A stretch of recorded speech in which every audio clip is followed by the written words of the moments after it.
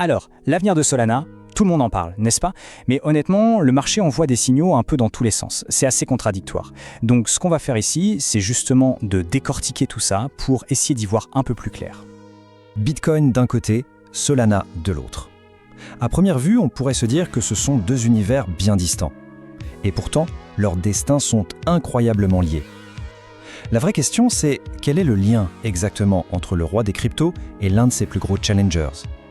C'est vraiment la clé pour comprendre ce qui se passe.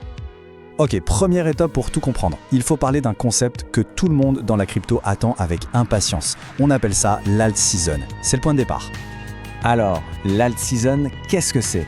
Eh bien, c'est un peu le Graal pour les investisseurs en altcoins. C'est cette période parfois un peu mythique où les cryptos alternatives, comme Solana évidemment, se mettent à surperformer massivement le Bitcoin. Leur valeur explose littéralement. C'est le moment où les plus gros gains peuvent se faire sur ces projets. D'accord. Mais comment on sait que cette fameuse saison va commencer? Il y a un signal? Oui, et il y en a un que tout le monde regarde comme le lait sur le feu. C'est ce qu'on appelle la dominance du Bitcoin. En gros, c'est tout simple. C'est juste la part du gâteau que représente le Bitcoin sur l'ensemble du marché crypto.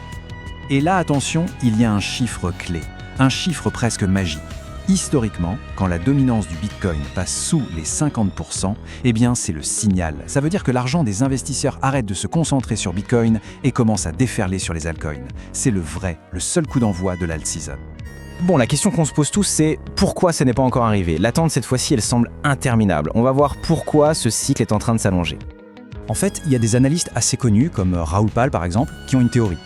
Pour eux, le cycle économique global, celui qui dépasse la crypto, c'est tout simplement allongé. Ils pensent que l'alt season va bien arriver, mais plus tard. Peut-être au premier trimestre de l'année prochaine. Bref, il va falloir être patient. Et le plus fou dans tout ça, c'est que la raison de ce retard, elle ne vient pas du monde de la crypto lui-même, non. Ça vient de l'extérieur, d'événements macroéconomiques mondiaux, on parle de politique de droits de douane, de conflits un peu partout, bref, des choses qui pèsent sur l'économie mondiale et qui par ricochet freinent aussi les cryptos.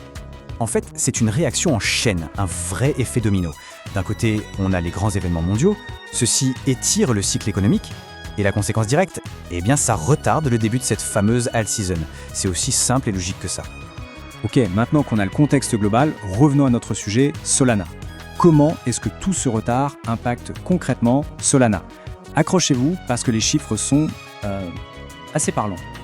Pour voir comment le marché ressent les choses, il y a un outil super intéressant, les marchés de prédiction. C'est un peu comme des paris sur l'avenir qui nous donnent une idée très claire de l'optimisme ou du pessimisme des investisseurs. Alors, que disent ces marchés sur Solana et sa capacité à battre son ancien record de prix? Et là, le changement est brutal. Il y a un mois à peine, tout le monde ou presque était optimiste. Aujourd'hui, l'ambiance a complètement changé. Voilà les chiffres. Et ils font mal. Les chances de voir Solana atteindre un nouveau record de prix avant 2026, eh bien, il y a un mois, elles étaient de 56%. Aujourd'hui, elles sont de 6%. Oui, 6%. On est passé de plus d'une chance sur deux à presque rien. C'est un effondrement total de la confiance. Pour bien se rendre compte du choc, ce visuel est parfait. En gros, 90% de l'optimisme qui flottait dans l'air il y a un mois s'est volatilisé. Il ne reste vraiment qu'une toute petite lueur d'espoir. C'est impressionnant. Bon, maintenant, prenons un peu de recul. Qu'est-ce que cette dégringolade nous dit sur le reste du marché?